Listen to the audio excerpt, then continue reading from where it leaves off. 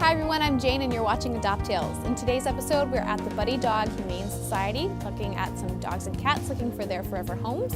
We're also going to be tackling an important subject. We're going to be talking about kids and pets and how you can keep them happy and safe at home. So stay tuned and keep watching. We've got some great pets in this episode.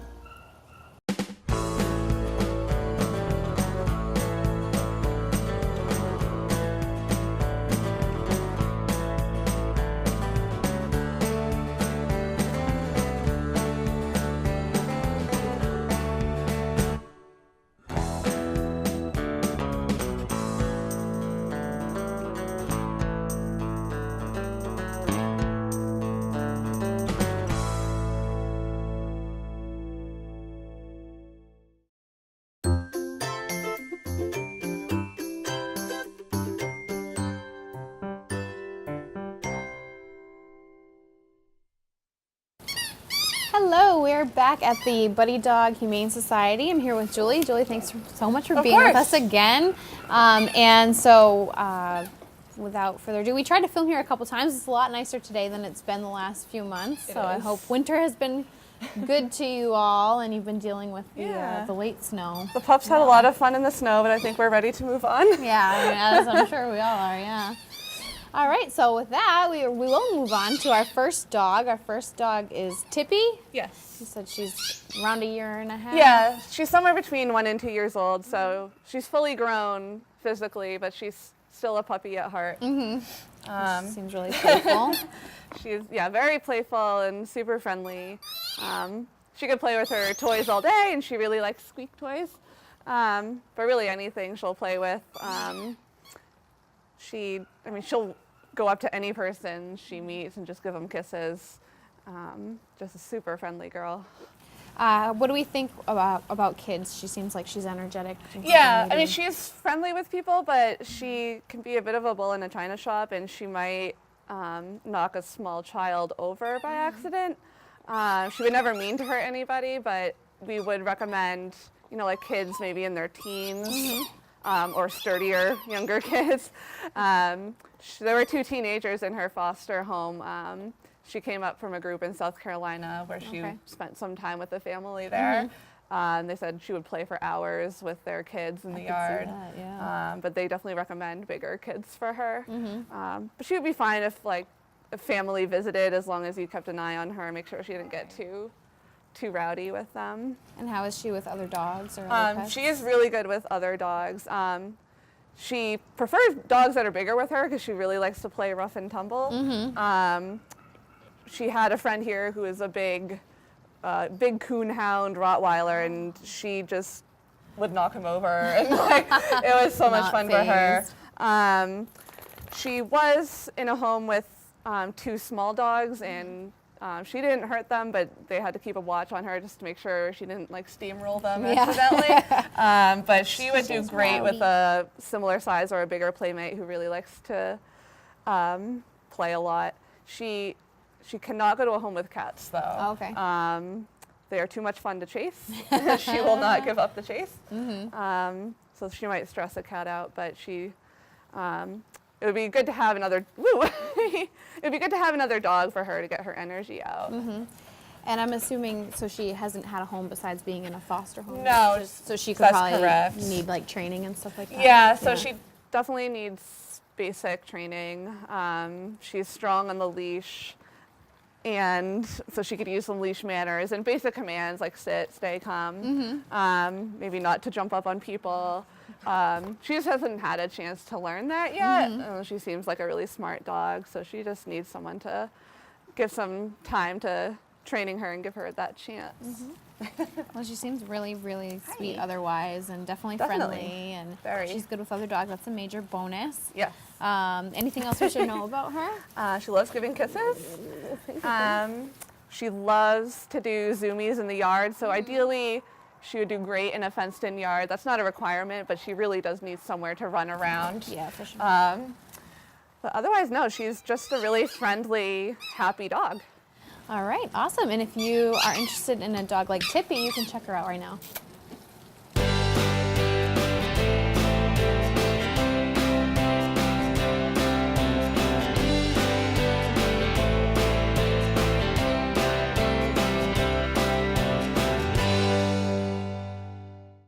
Okay, so we're back and we've got Rambo here with us, and he lives up to his name. He's a strong-looking boy. Yes. What can you tell us about Rambo? So Rambo came to us from a rescue in Puerto Rico, Okay.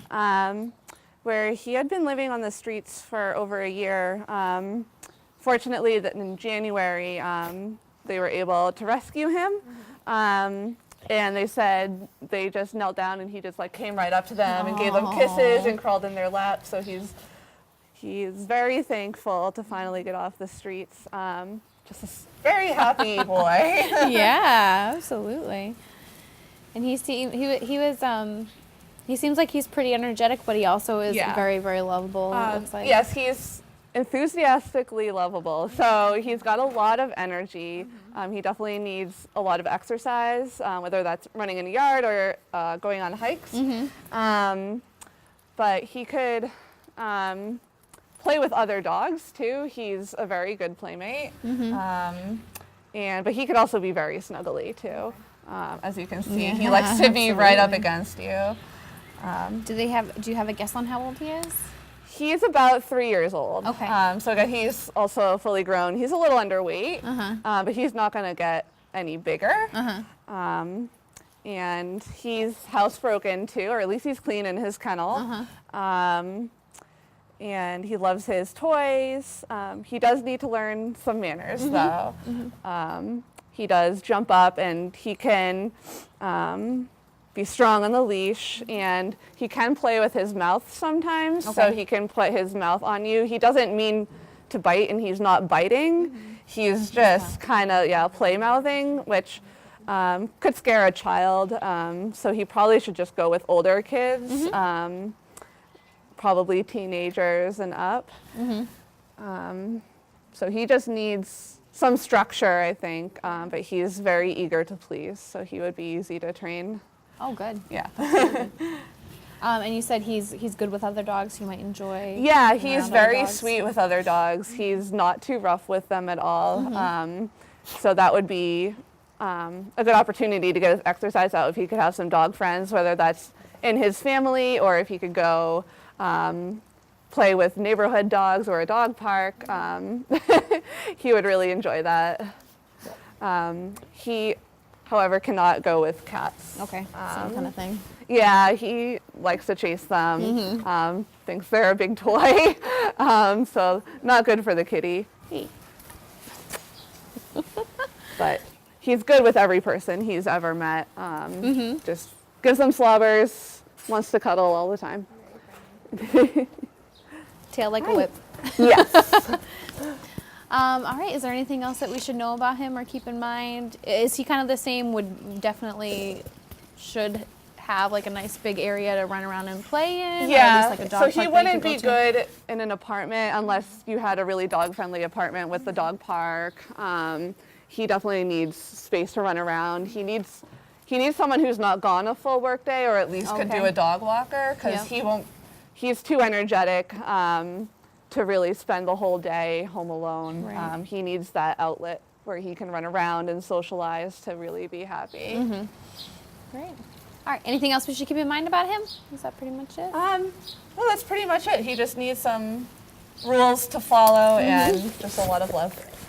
So if you're looking for a love bug like Rambo, you can check him out right now.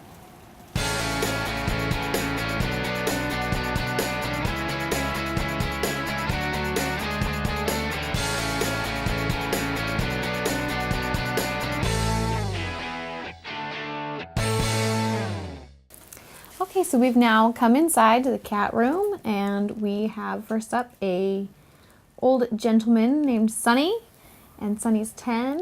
Yeah, probably 10 or 11, 10 or 11 somewhere years around old. there. Yeah. What do we know about him? So Sonny is a very sweet, laid-back cat. As you can see, he loves being pet and having attention. He is an old man, but he doesn't really act his age in the sense that he just sits in one spot all day. Like he will be up and about, but he's just a pretty calm, sweet boy. He was brought to us about a year ago. I believe his family, the owner, was no longer able to care for him. I think she was elderly and couldn't take care of an older cat. Okay. And then he was adopted out, but then sadly he was returned for being too active at night. And she was living in a small apartment, so she wasn't able to keep him out of her bedroom at night. Okay. So she just didn't feel like she was a good fit for him, and it was, she just, I think, lost a little bit of patience. But so he is active at night. He has like the cat crazies at night. Oh, really? He likes to zip around. Okay. Yeah, he's kind of a nocturnal guy. He'll nap during the day. So it would be important to just shut him out of your bedroom at night. He's not the kind of cat that will just curl up in your bed and sleep with you. Okay. Which is maybe more like what she was looking for in the cat. Okay. Does he have any health concerns being older, or? Nothing specific. He just needs typical old kitty care. He needs a senior diet for his health, and he definitely needs the annual exams to keep track of how he's doing. You know, at this age, blood work is probably a good idea to do every year just to make sure things are going well. Okay. But otherwise, he's not on any medication. He just Wants to go back to bed. Yeah, he just wants to go take a nap right now. Okay. Is he tolerant of other animals, or is he going to be best suited for a single pet? So he doesn't seem to mind other animals. He's never lived with another animal before, so we don't have that history. But as far as being in the cat room, he's been indifferent to other cats. He doesn't choose to interact with them. He just keeps in his corner. He doesn't seem afraid of them. He's just pretty neutral about it. Dogs, we haven't really exposed him to. If he were to go to a home with a respectful, cat-savvy dog, that would probably be okay. But he probably wouldn't be happy with an energetic, Yeah, I can rambunctious imagine dog. being 10, he's probably kind of used to what he's used to and not, push it too much. We really just want a quiet home for him where he can, live out his golden years and in peace. Yeah, sounds good. Anything else we should know about him? He does have a long coat, so he will need to be brushed to keep it from matting. Okay. And he does need nail trims more frequently than younger cats. I think one of his old man traits is that his nails grow pretty fast. Oh, interesting. Okay. So that just a grooming upkeep is good to know about him. Okay, great. Well, if you're interested in a cat like Sunny, you can check him out right now.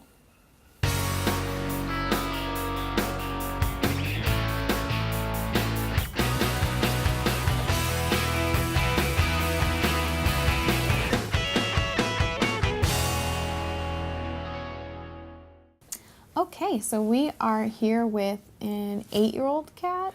Somewhere between 5 and 8. Oh, 5 and 8, Yeah. okay.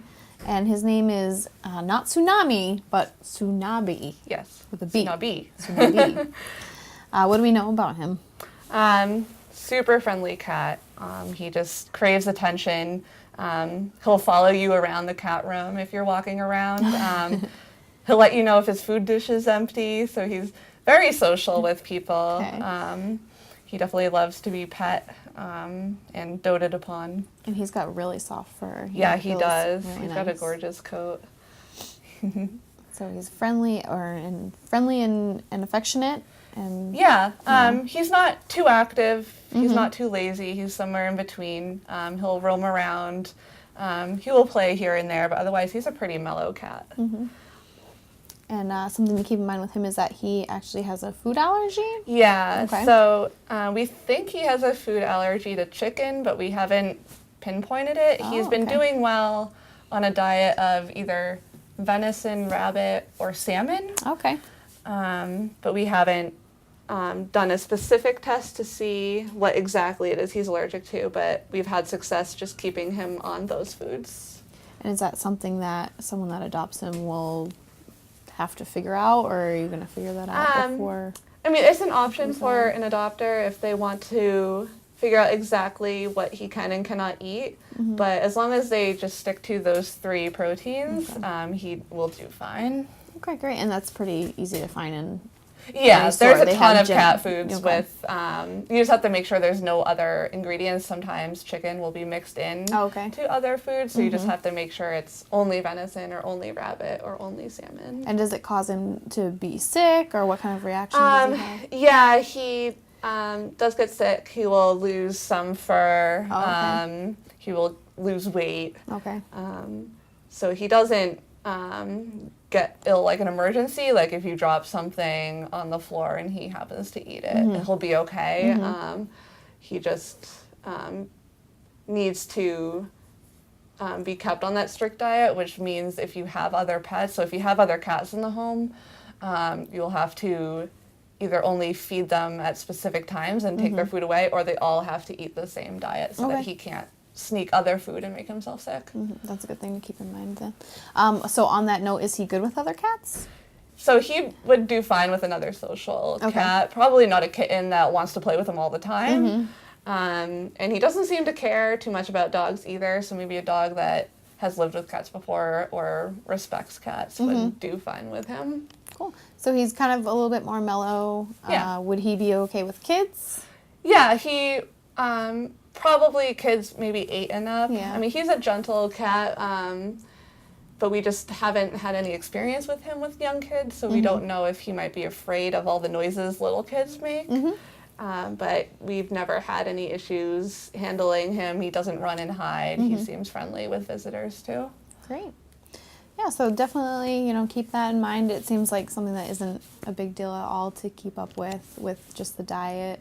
And if you're interested in Tsunabi, you can check him out right now.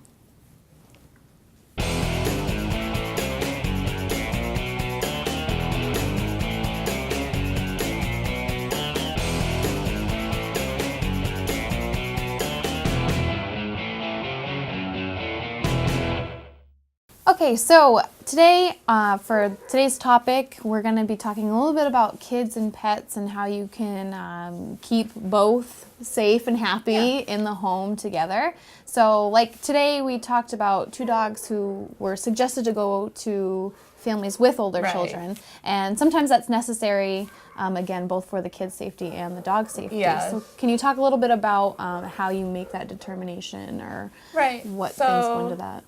As far as choosing a dog or cat that's right for your family from us, if you have kids that are under 8, we definitely recommend for dogs a dog that has lived with kids that young before, so we have a good history of that dog and we're sure that they're good with children. Otherwise, we recommend a social puppy under 6 months because that way the puppy will learn and grow with kids, and they're much more malleable at that age. And then you can put the time into the training and socializing with your kids as well.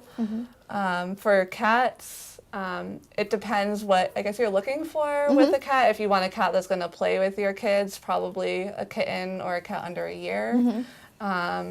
Otherwise, what we look for with adult cats is as long as they're not skittish, they don't run and hide, or they don't play too rough even, then that should be fine with most kids. Great. And then, so everyone that does adopt, do you require that the whole family come in to meet the pet beforehand? Yes, we do. So that's really important.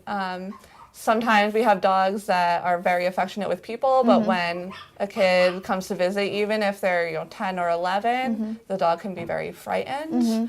And we want to make sure that it's a good match for everyone in the family.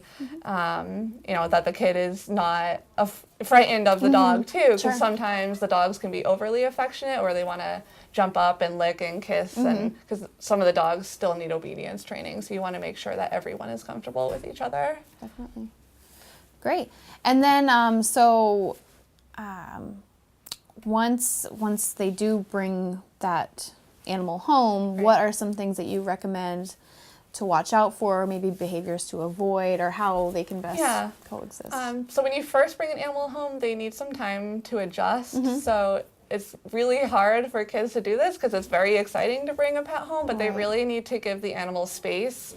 You they should not force an interaction. So Okay. if a dog is sleeping or clearly wants to be left alone, it's very important that they give the dog or the cat that space to just settle in and figure things out. Other animals are fine, they're happy and bubbly right away, and that's fine. If the dog is initiating interaction, then that's great. But some dogs need, and some cats too, need some more time to settle in. And then especially for young kids and for the first few weeks to months, all interactions should be supervised with kids. You don't want to leave a child alone with a dog. Even if you're in the next room, accidents can happen in an instant, so you always want to be monitoring that. Cats, it's a little different. It depends on the individual cat, if they're really frisky or if they're really skittish. You just want to make sure that your child is behaving appropriately. But for dogs, it's very important to supervise all interactions and make sure they're all positive and that everyone's comfortable. Great. And just going off of that, like things like, I just think of things that kids sometimes do that they think is okay, but not doing okay, like trying to ride the dog or pulling the tails. Yeah, that's a big no. Yeah. So the most common thing that kids really want to do with dogs is hug them. So either wrapping their arms around their neck or their sides and putting their face right in the other dog's face. At most, a dog will tolerate that. No dog actually enjoys that. It's really a threatening posture for dogs. They don't enjoy it the way we do. So especially when the dog is new to the family, it can be very threatening and scary for a child to hug the dog, and it also puts their face right in the dog's face. And that can be very scary or intimidating to the dog, and bites can happen that way. So if a child wants to express their affection for the dog rather than hugging, you can tell them to give the dog nice pets or let them sniff their hand or give them a treat. But they should learn just definitely never to hug a dog. And then riding on a dog and pulling tails, that's definitely a big no. Yeah, right. Puppies will play with you. You can pet them all over, but you don't want to get into the habit of them playing too rough with the puppy, because the dog's going to grow up and he's not going to like that anymore. Right, absolutely. And he's going to grow up a lot faster than the kids are going to. Exactly. So the dogs will mature faster. The kid will still want to play that way. So it's good to establish good play rules, even as a puppy, for what's appropriate and what's not.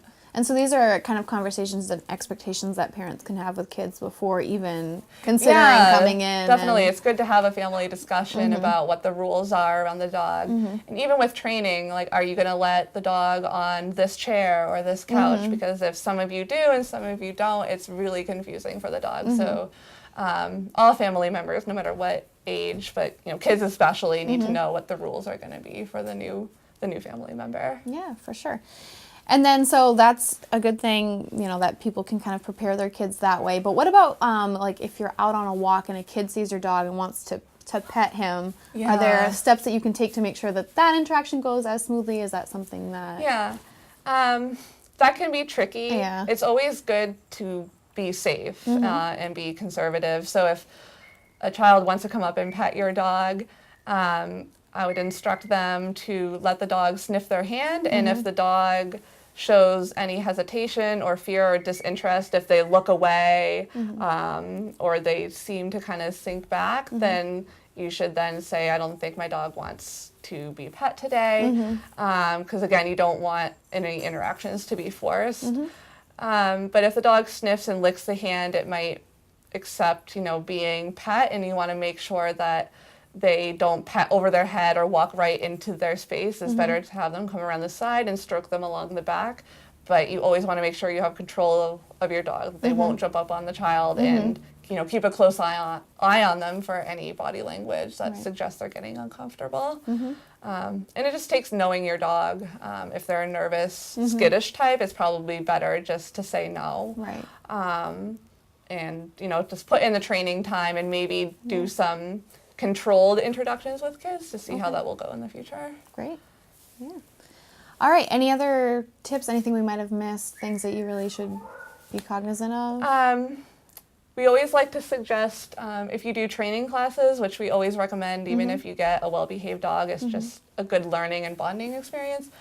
Bring your kids with you. Okay. It will help them learn how dogs think and act, and it will help form that bond. And it's just, a positive experience for everyone, and it's, a safe environment for them to learn how to handle a dog. Yeah, that's a really great suggestion too, and I'm sure like the trainers that are in the class will notice things maybe that you wouldn't notice. Yeah, that they exactly. Can You'd be surprised. There's a lot of myths and misconceptions, like the hugging. A lot of people, even adults I see, like to hug their dogs. So it's good to make sure your behavior around the dog is reflecting, what you want your child to do as well. So it's good to go to these training classes as a family to learn together. Great. Awesome. Well, thank you so much for talking with us about that. I think it's a really important topic, and really important to keep anything bad from happening. Exactly. And to making sure that it doesn't happen in the first place. Well, thank you for letting us come today and for showing us some dogs and cats that are looking for homes. You can watch past and future episodes of Adoptales on our website, belmontmedia.org/watch/Adoptales. You can also find us on Facebook, facebook.com/Adoptales. And until we see you next time, thanks for watching.